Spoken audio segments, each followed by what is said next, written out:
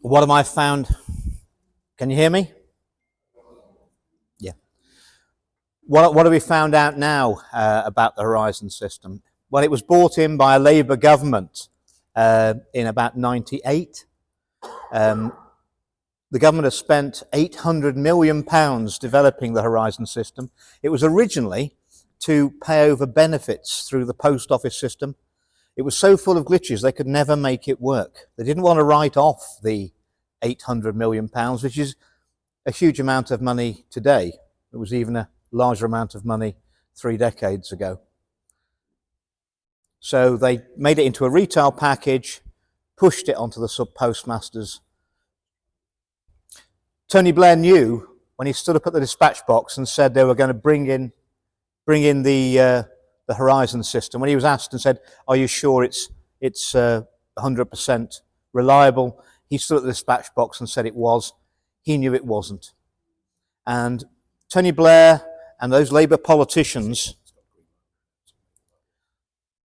Is that better? No, it's not better. It's worse.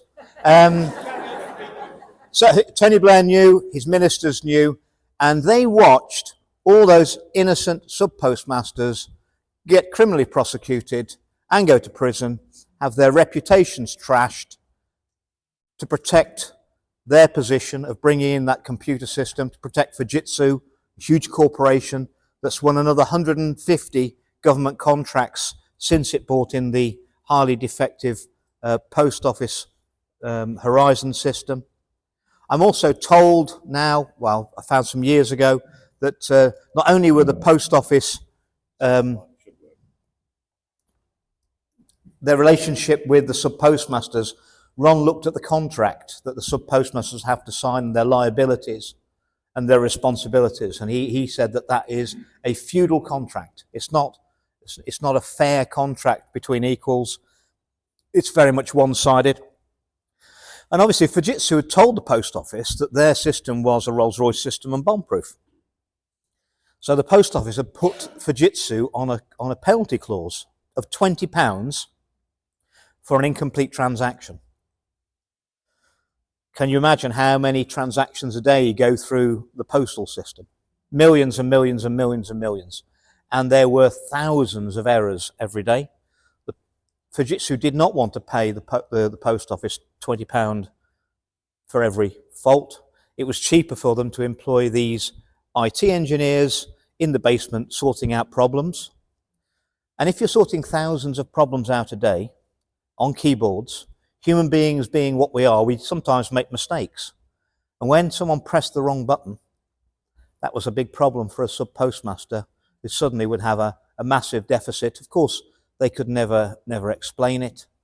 And that's under both Labour and Conservative governments. And indeed, Ed Davey, the Liberal Democrat, because bear in mind, in 2010, we had to form a coalition government with the Liberal Democrats for 5 years. He was in charge of the post office. He ended up taking consultancy money for years, running to hundreds of thousands of pounds from the firm that were prosecuting the sub-postmasters that he was in charge of. And how he's got away with that, I don't know, because that looks like a huge conflict of interest to me. Vince Cable was the Secretary of State for Business, 2010 to 2015. He contacted me only a few months ago.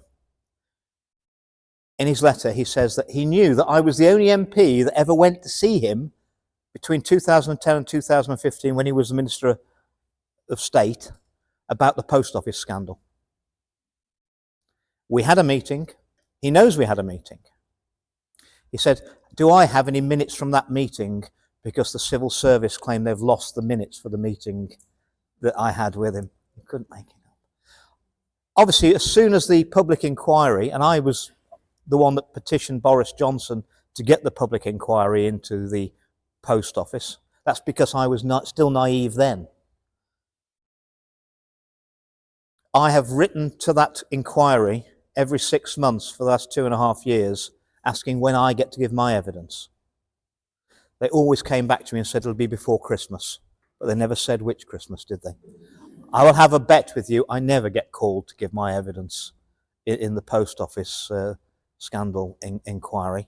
And I was written out of the TV docudrama, and they'd want to forget the fact that I pushed all the media for 5 years to expose it. They just don't want to talk about that, just like they now don't want to talk about excess deaths and vaccine harms.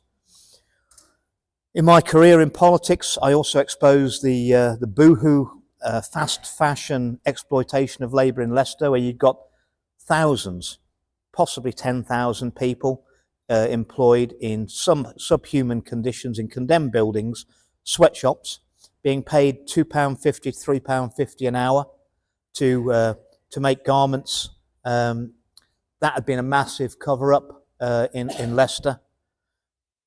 It still was covered up, but all I'll say was Boohoo's share price was £4.50 a share when I started my campaign. I looked the other day and they were 39p. I'm not sure I'm very popular with the Kamani brothers who own Boohoo, but I mean, they were doing unspeakable things in Leicester. And in the end, they were getting round the minimum wage because whistleblowers came to tell me. It's still going on. They were getting round it by paying the minimum wage, forcing the staff on the day they got paid to go to the cash point and bring half of their wages back in cash. They were paying them 6-7 weeks in arrears. So if they didn't bring the cash back, they just sacked them anyway and kept all the money. Yeah, and that was how, and they told the staff, if you tell anyone about this, you and your family will get run over crossing the road. That was going on. And we were in a situation where an American court was looking at the evidence and was looking to ban goods manufactured in the UK because they were being manufactured using slave labour. How about that for an embarrassment for the UK? So I exposed that. I also saw that HS2 was going to be a great money spinner for the civil service. I voted against it and spoke against it for 10 years, against the whip, against the government. It badly affected northwest Leicestershire. Mysteriously, I'm the only MP who had to sell his house to HS2, the one that stood up against it all the way through. They did me for £500,000 on the house. They not only paid me less than it owed me because I'd improved it, they gave me £310,000 less for it than I'd paid for it 5 years before. They then put, when we came to the election in this year, they put rumours, smear stories out saying that I'd made a lot of money selling my house to HS2.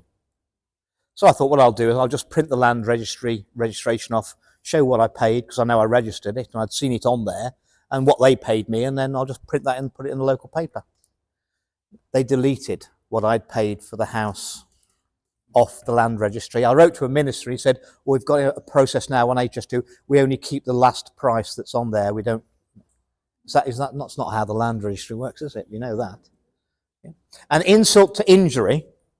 So they bought the house, well, stole the house off me in 2014, 10 years ago. This Christmas, my eldest son is 24. He is working in America. And he said, he rang me up and said, Dad, I've got a big problem. He's on big money in America. He said, no one will let me borrow rent a flat because I've got a bad credit rating. So I said, well, send me the paperwork. There's no reason for that. And what had actually happened was that he'd got £6,300 worth of unpaid gas bills from the old rectory Appleby Magna, the house I'd sold to HS2 in 2014 with no bills outstanding. They'd rented it out for 5 years and then it'd been empty. It's been empty since 2020. HS2 had not paid the gas bill and they told British Gas to stick the unpaid bills, but never sent them to me, onto Mr. A.J. Bridgen's account. But my eldest son's Alexander James Bridgen, I'm Andrew James Bridgen, and they put it onto the wrong person, and he noticed. Those are just a few coincidences. I spoke out against the lockdowns. I spoke out against the masking. It came to a head in 2021 when I spoke against Plan B. I did the research on the Omicron variant, and all the science coming out of South Africa was that this was not going to be a problem. It was the normal progression of a virus to become more transmissible and less pathogenic. The original Wuhan strain had an R rate of 3, i.e. every person who contracted it on average infected 3 other people. Omicron had an R rate of 12 to 14, so very difficult to think how you're going to stop people contracting the Omicron variant. And then I say the natural progression of viruses. 30% of the common cold viruses are coronaviruses. They're very mild. That's where you would expect coronavirus, COVID-19, whatever it was, to evolve to over a period of time. It's in the interest of the virus to do so. It's a very poor virus that kills its host before you can transmit it to someone else. So that December had been interesting. In that December, mysteriously, I was invited to a party at Number 10, along with lots of other MPs, at the beginning of December 21. And I wrote to Number 10, and I thought about it, and I thought, I'm not coming to a party at Number 10 because I've got a sneaky feeling, and there's rumours flying around, that you're going to lock down my constituents again this Christmas. You're going to take away their freedoms. I'm not going to vote for that. I'm going to vote against it. And if in a couple of weeks' time you're going to take the freedom and liberty away from my constituents, against my will and theirs probably, I don't think it's right for me to having a drinks party in Number 10 if it's not going to be safe in 2 weeks' time because of the risk of transmitting this mild virus. And the week after, they sent another invite, by which time they'd already announced they were going to bring in Plan B, looking to bring in Plan B, another lockdown. And so I wrote back and said, look, it's not, I've already told you I wasn't going to come last week because it wasn't right. It's now more wrong because you've now announced you're going to have a lockdown and your plans for more masking and mandates and everything. And I'm going to oppose that. So it can't be right this week if in another week's time or so you're going to want to lock down my constituents for me to come for a drinks party. But if the Prime Minister, Boris Johnson, wants to meet you one-to-one or in a small group to discuss political matters, and I'm more than happy to meet him, but I'm not coming to a drinks party. And then the week after, the Partygate scandal broke, you see, and I realised what they're doing. They must have known it was going to break, yeah, and they wanted every MP to be, we've all been for drinks parties at Number 10. But the data behind all of that showed that Number 10, the people in Number 10 had paid no attention whatsoever to the draconian measures they'd enforced on my constituents and the rest of the country. They weren't socially distancing, they weren't masking, they weren't worried about killing Granny. And I was particularly upset because the lockdowns in northwest Leicestershire, I'd seen more people committing suicide in a month than we normally had in a year. And they were the collateral damage for draconian measures which the people putting them into place didn't bother. And it really came home when I saw an email that leaked out that was from a civil servant with a bit of a conscience in Number 10 who'd written to his line manager saying, since we're imposing all these restrictions on the public, don't you think that we ought to be masking and socially distancing inside the building? And the answer came back was particularly telling. The answer from his manager said, well, we've consulted the scientists and none of it works. But please, when you leave the building, can you put your mask on and socially distance when you leave because there are TV cameras out there? I also met, having been an MP who'd been on the media quite a lot, I knew all the cameramen for all the outlets, and I met them in a pub outside Westminster between lockdowns, and they're mostly contractors. And to a man, they all told me that they'd been in and filmed those daily or thrice weekly press conferences with the lecterns during the lockdowns. And they said that they'd been told, they normally would go in there to number 10, they'd go in there with a team of 3. There'd be a producer, a cameraman and a sound man. They'd said you could only bring one person in, so it had to be the cameraman, so we had to hump all the equipment in. He had to have a negative COVID test, and he had to set everything up himself and do it all. And they said, yep, in front of the camera, you saw what you saw. He said, but if I'd spun the camera around 180 degrees, there were 30 or 40 special advisors and other people, not masked, all leaning on each other, just watching it from behind the camera. He said it was absolute pantomime for the public consumption. And given what my constituency had suffered, and bear in mind that in the 10 years between when I got elected and the COVID nightmare starting, myself and the councillors I'd got elected, we took the poorest constituency in Leicestershire, northwest Leicestershire, which has the most deprived town in Leicestershire, Colville, in it. We've taken it from the poorest to the richest. Northwest Leicestershire now is the only part of Leicester, Leicestershire and Rutland with above average UK salaries. We got that much business in. I was told by developers and architects that the previous Labour regimes have been all corrupt, to the point where it was alleged that they wanted 2% of the build cost for anything that went on in northwest Leicestershire. The planning department were anti-business. We'd cleared all them out, shall we say, as soon as we took control in 2007. Northwest Leicestershire now has the highest economic growth in the country, and it has consistently had the highest economic growth in the country. So it's the only part of Leicester, Leicestershire and Rutland with above average UK salaries and above average household incomes.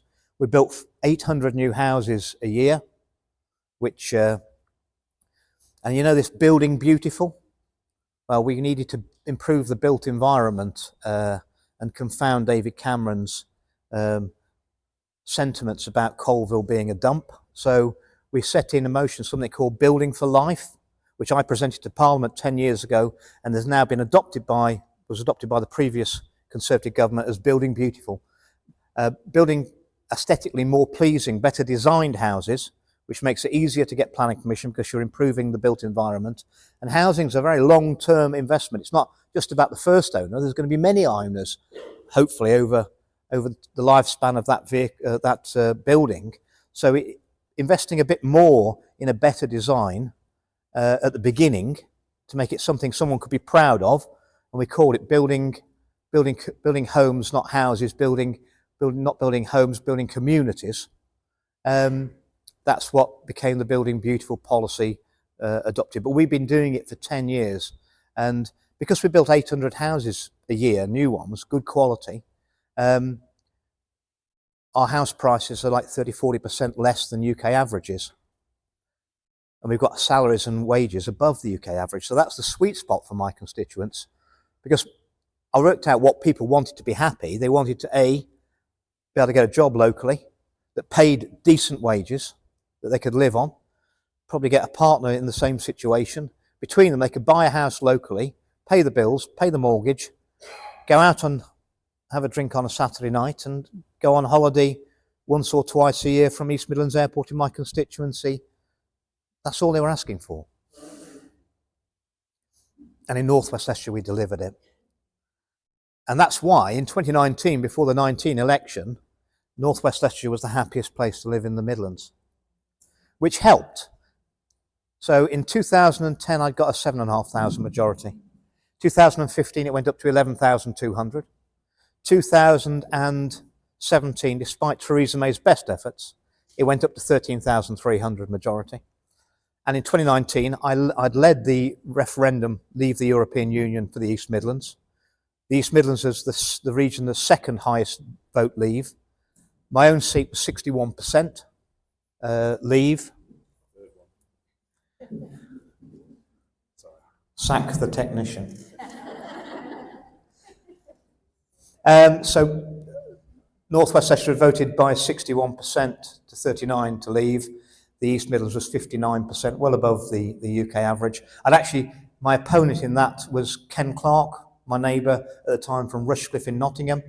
He'd led the Remain campaign, and only Ken Clark's constituency in the whole of the East Midlands voted to remain. Everyone else voted to leave. So for the Get Brexit Done election in 2019, I got the happiest constituency in the Midlands. I got the highest economic growth in the country, and I just led the Leave campaign, which was being frustrated. 63% of the people in North West Leicestershire voted for me in 2019. There were 6 candidates. It didn't leave much for the other 5 to fight over. I remember the BBC spoke to me the day after. I had no sleep. I was feeling a bit euphoric.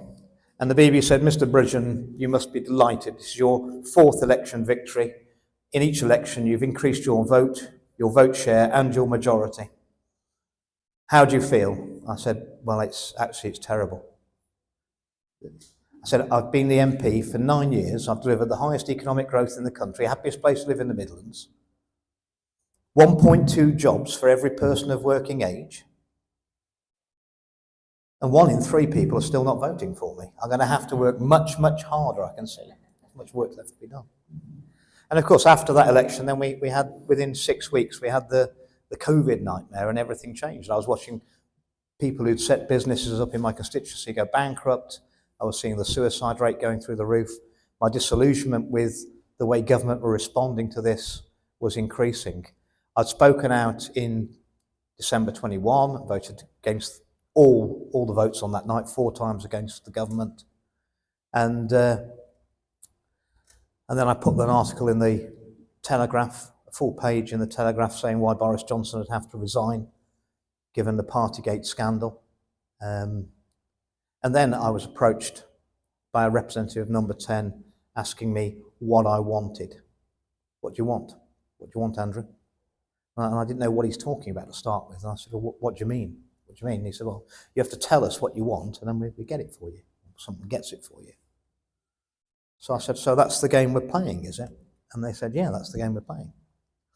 I said, "I can have anything I want." He said, "Yeah, anything you want." I said, "Well, in that case, if that's the game we're playing, I want the Prime Minister's resignation letter. Can I have that?" And they said, "No, I couldn't have that." I said, "Well, I don't really want anything else, do I, given where we are, what's going on?" And from that time onwards, life got pretty difficult, to be honest. Lots of things have gone wrong for me. With my scientific background, I engaged with all the scientists I could. I saw that those who spoke out with any concerns against the narrative of safe and effective for the vaccines were being cut down, they were being smeared in the papers, and that just isn't the way science works. Science works by thesis, counter-thesis, counter-argument, improvement. I knew that even newly qualified doctors, the last thing they tell them at medical school before they unleash them on the public is that half of what we've taught you and you've learnt will be proven to be wrong within 10 years. So you're going to have to keep retraining, because that's the way science moves. Anybody who says, the science is settled, whether that's about climate change or about COVID-19 and pandemic responses, that should be a red flag for you, because that's just not the way it works. It's never settled. It's always up for argument, refinement, new theories. And I became very, very concerned about the vaccines, and I became even more concerned in the autumn of 2022, when the Medicines and Healthcare Product Regulatory Agency asked the government to authorise the vaccines for babies from children from 5 down to 6 months. And I felt, with the evidence I'd got, obliged to speak out. I certainly didn't come into politics for letting awful things happen to children. The children had been hammered during the COVID response. It's been absolutely devastating for them, the lockdown effect. if you're 5 and you lost 2 years of your life, that's 40%. If you're in your 50s, not so much. And it was devastating enough for older people, but for children it was absolutely catastrophic. And then to see them being exposed to a medical intervention they didn't need. There'd been no healthy children of that age that had died of COVID. But I already knew then that it was at least 1 in 800 having a severe adverse event, including death, life-changing injury, hospitalization, or a medical emergency deemed that serious by doctors at the time. That's the definition of severe adverse event. And I also knew that when I spoke out, I would get a massive backlash from the establishment. But I knew I could win on this. If I was going to sacrifice anything, I wanted to win something. And I knew that my arguments could persuade even the most pro-vaccine person that the cost-benefit analysis of those small children, it wasn't acceptable. So on the 13th of December 2022, I spoke out. I got an adjournment debate on the safety and efficacy of the vaccines, spoke out against us vaccinating the small children. And as you say, the rest is history. From that moment, my life changed. I was cancelled immediately by the mainstream media. Same mainstream media who didn't want to talk about the post office scandal or didn't want to talk about the modern slavery in Leicester or the corruption around HS2. The same mainstream media. But I was shunned by my colleagues in Parliament, but hundreds of thousands of people around the world saw those speeches and they reached out to me, and I've got a network of supporters and friends now all over the world and across the United Kingdom. And obviously the evidence wasn't stopping in December 2022, and I was suspended from the Conservative Party over retweeting a tweet by a doctor from the Hebrew University of Jerusalem. You might consider he's a Jewish gentleman, and I was retweeting his paper about concerns about the safety and efficacy of the vaccine. And it's a bit rich to be kicked out of the Conservative Party for that tweet claiming it was anti-Semitic. It was fair to say that that was a bit of a kangaroo court. I was warned, because obviously, when I wanted to speak out about the vaccines, I'm not stupid. I knew they're going to come for me, and I wanted allies. And I went to all the people I thought were honourable and true, and people I'd campaigned with before, the ERG, the European Reform Group. I went to David Davis. I've known him for 13 years. David, can you help me? We need to stop them vaccinating the babies. He admitted to me that he'd had 2 Pfizers, gone to the gym after his second Pfizer jab, had 2 micro heart attacks, had to go to hospital, have an ECG, and the doctors had told him, if you're not as fit as you are, you'll probably be dead. Would he speak out about the vaccines? No, he wouldn't. I went to Desmond Swain, who'd been pretty good, and Charles Walker. They'd been pretty good opposing the lockdowns and the pandemic response. But, something had changed, let's say, put it that way. I said to Desmond, no, come on, we've got to stop them jabbing the babies. And he looked over his shoulder at me and said, we can't, Andrew. They're unstoppable, and just walked off. He'd done. I went to John Redwood, and he said, yeah, I think you're right, Andrew. There's something not right about these vaccines. He said he's had 2 Pfizers. He said, and I wouldn't take any more. He said, but as far as speaking out on them, he said, you're on your own, mate. He said, I'm not doing it. And I went to see Jacob Rees-Mogg, and I gave him notice, and he gave me a date 3 or 4 days later when I could go and see him. I can only presume that he'd got his orders from Conservative Central Office. And I gave him an hour and a half on the vaccines and MG163, the, I believe, forced euthanization of vulnerable elderly, possibly 35,000 of them that were moved out of hospitals to make way for the first expected wave of COVID patients. And I'd written to the government about this, and I asked them what I thought were reasonable questions. Can you please tell me how many vulnerable elderly were moved out of hospitals to make way for the first wave of COVID patients in April 2020?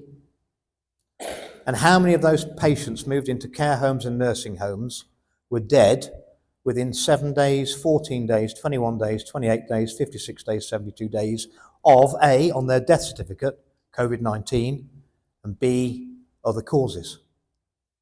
The government wrote back some months later and said, we don't hold that data. So what the government were telling me is they had no idea how many vulnerable elderly were moved out of hospital to make way for that first wave of COVID patients that never arrived, which is why the nurses and doctors were doing TikTok dances. You never see any patients in any of those videos, do you? Because they weren't there. They were empty. And they've got no idea what happened to any of them. Well, I know what happened to them. That was the first wave of COVID patients, of COVID deaths, to drive up the fear, to drive up the compliance with taking the so-called COVID-19 vaccines. Now, I took Jacob through all of that, and I took him through all of the vaccine harms, excess deaths. And I actually knew, you see, because that his sister had to go to hospital after the second Pfizer jab with chest pains. So he knew, really. I didn't tell him I knew, but he, a very close friend of the family had told me that's what had happened. So he knew. And he listened. He never said anything for an hour and a half. And at the end of the meeting, just me and him, and he could deny it if he wants to, but this is what he said. He said, Andrew, there is currently no political appetite for your views on the vaccines. There may well be in 20 years' time, and you're probably going to be proven right then. But in the meantime, you need to bear in mind that you're taking on the most powerful vested interest in the world with all the personal risk for you which that will entail. And I looked him in the eye and I said, I think this meeting's over, Jacob, isn't it? And I can quite honestly tell you, ladies and gentlemen, I've never spoken to Jacob Rees-Mogg since that meeting in January 2023, and I have no regard for the man whatsoever. So I got another debate on excess debt, on the vaccine harms on March 17th, 2023. And all I did was quote the government's own figures. They were UK Health Security Agency figures, which they'd actually had in October 2022. And they didn't make them published until the January, I think it was the 26th of January. And what this showed was called the effectiveness of the booster campaign that we were in. The number needed to vaccinate, or the NNV. These were the government's own figures, and they'd separated the whole public off into 10-year age groups, and they separated them, subdivided them into what they called healthy and at risk, so people with comorbidities. And then they'd analysed how many of the boosters had to be administered to keep one person out of hospital, and then also how many to keep one person out of intensive care with COVID. So the first measure was to keep one person from presenting at hospital saying, I've got COVID, I don't feel very well, and the other one was to keep them out of intensive care. And I think it was the healthy 40 to 49-year-old group, which I wish I were in, was 994,000 had to have a booster to keep someone out of hospital. In the healthy 30 to 40-year-olds, they didn't know how many it was because they didn't keep someone out of intensive care, because no one in that age group with the current variant had ever gone to intensive care.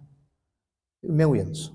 And at 1 in 800 having a serious adverse event, in that healthy 40 to 49-year-old group, it meant you'd had to put at risk of death, serious injury, a life-changing injury, 1,150 people to keep one person from walking and saying, I've got a bit of a cough.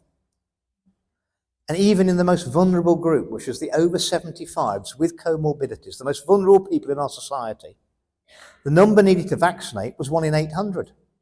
Exactly the same risk as from the vaccine. So all they were doing was swapping one risk for another risk. And these were the government's own figures. It was only, just look at the figures, they're there. And of course it was dismissed as conspiracy theory and anti-vax. Well, I mean, I don't know how I'm anti-vax. I had 2 AstraZenecas and the second one really hurt me. Really hurt me. I'm still suffering from it now. So how am I anti-vax, anti-scientific, anti-Semitic, racist? That's what Matt Hancock said, isn't it? Well, we'll be sorting him out in court, don't worry, I'm still carrying on. And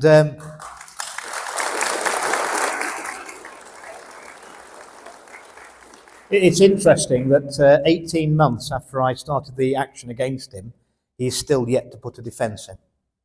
Not actually yet put a defence in, he's playing checkbook litigation, trying to run my money out, so I can't. It's the last redoubt of a complete scoundrel as far as I'm concerned, but we're going to follow through. So I'd quoted all that back, and it's interesting that we go back to December the 13th. As a result of me speaking out, we are one of the only 2 countries in Europe who did not vaccinate the babies with those experimental vaccines. It wasn't for nothing. And after I spoke out on March the 17th, within 3 weeks, the government had upped the minimum age to 75 for the boosters. But everything I said was rubbish. But it's all on the record.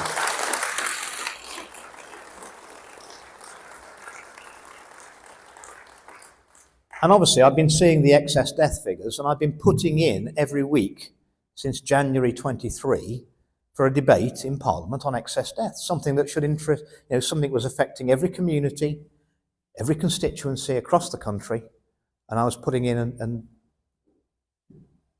for this debate. And I only could put in once a week, and I could only put in on sitting weeks. Bear in mind, we only sit 32 weeks a year in Parliament. So all summer recess I couldn't put in for a debate. I put in 26 times before I got a debate on excess deaths. Every week it came back unsuccessful in ballot. You can see why I don't play the lottery, can't you? Yeah? Well, I produced a film in the summer of 2023, a very short film about thalidomide. And what I uncovered in that was that the then Speaker of the House of Commons had suppressed all debate on thalidomide. It was withdrawn in 1961. We're all aware of what it did. It was 1972 before the word thalidomide was ever mentioned in the chamber of the House of Commons, 11-year cover-up. And I showed that film, I sent it to the Speaker of the House of Commons, and 3 judges in Strasbourg, David, we're not going to show the film. Three judges in Strasbourg had ruled that speakers of the House of Commons had deliberately suppressed debate. And I sent it to Lindsay Hoyle and said, Lindsay, I don't want history repeating itself, do we? And the week after, he gave me a debate. And that was the first debate.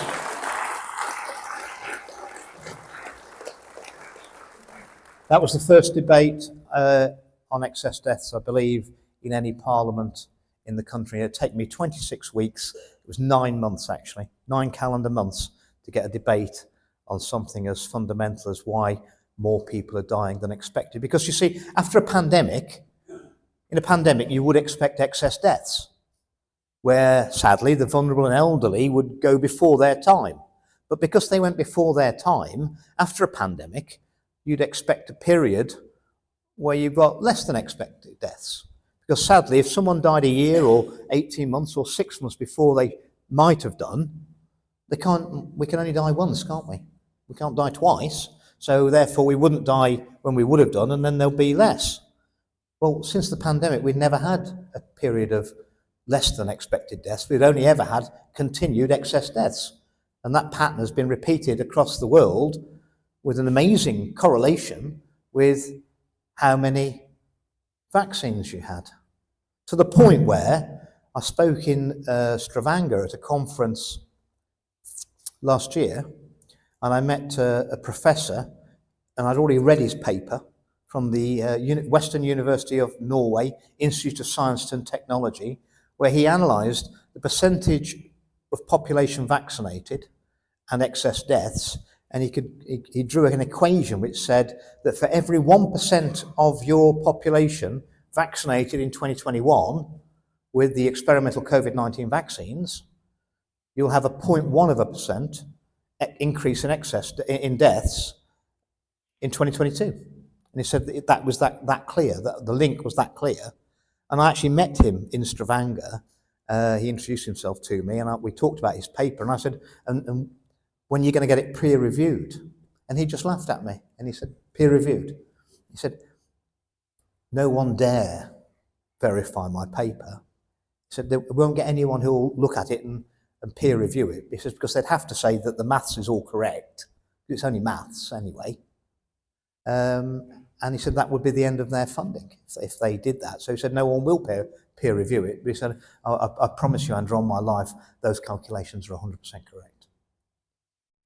And we've seen it all borne out. So we had that first excess deaths debate. And after that, I managed to I raised £22,000, and I got a load of American experts to come over to Parliament December last year, on the 4th of December, and we held it for MPs and members of the House of Lords. And I got people like Dr. Robert Malone, who discovered the mRNA technology. Robert's double vaccinated with Pfizer. He's very badly vaccine harmed, and his story's really quite, I mean, I've spoken with him, I've spoken on the same stage as him in many places around the world. He's a true gentleman. And he said that he actually believed the propaganda, got vaccinated, and then he rang, because he's retired at the time, he rang his mates back in the industry and said, fantastic, tell me, how did you sort out all the side effects and the toxicity problems with the mRNA? And they said, what problems? And he knew then they hadn't. And he'd taken it. Dr. Ryan Cole, the pathologist, Dr. Pierre Corey, who's done wonderful work exposing how excellent existing prophylactics, such as ivermectin and hydrochloroquine, were removed, banned. They've got real good efficacy against COVID-19, but they were in the way because, certainly in America, you can never authorize an emergency use medicine if there's an existing approved medicine that's capable of treating that illness. So they had to be removed for the emergency use authorization to go through in America. And I had the brilliant Professor Angus Dalgleish, who's the most cited in scientific papers oncologist, cancer expert in the UK. We had him, and I had Steve Kirsch, the American analyst, over as well. And we got 22 MPs to come and listen to the presentation for 2 hours, and they signed, having listened and sat through it, they signed for a debate, another debate on excess deaths. We were given one in Westminster Hall in January this year, and following that debate, which was a 90-minute debate, we then got the full 3-hour, well, 2.5 hours we ended up with reduced time in April this year. But you've seen the turnout of MPs for these important debates.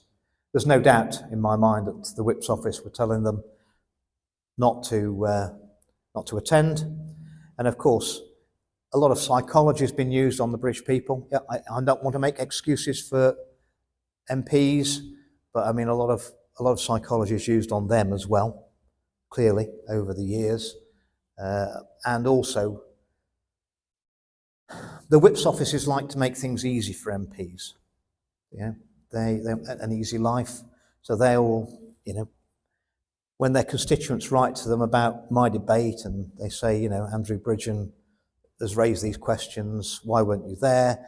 The parties will have a prepared statement that they can put into a letter back to their constituents, normally including the phrase safe and effective. And when they've written that to thousands of their constituents,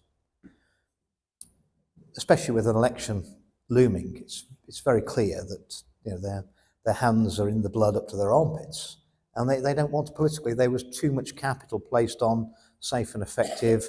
The COVID-19 pandemic response was all perfect, you know. I've also been campaigning about the WHO, and that's a very real threat, the biggest threat to the relationship between what you think is our state and yourselves. And that is a movement to one world government, a dictatorship, certainly where healthcare is concerned. And I think the world would just move to periods of pandemic and interpandemic, and to give the powers to the same people to decide when there was a pandemic and they could take absolute power over everything that happened on the globe. Knowing the sort of characters involved, if you gave someone that power and the power to decide when they got those powers, do you think we'll have more emergencies or less? And they'll have not only the power to call the emergency for a human pathogen, an animal pathogen, a perceived environmental threat, or the risk of any of those things. They can take draconian, totalitarian powers over the whole world's population. But they also get to decide when the emergency is over. And I think it would be a very long time before those people, when they tasted that level of power, would give it back to any elected assembly. And you've got to remember that the WHO, the World Health Organization, is a spin-off from the United Nations, and it's 86% funded by private contributions.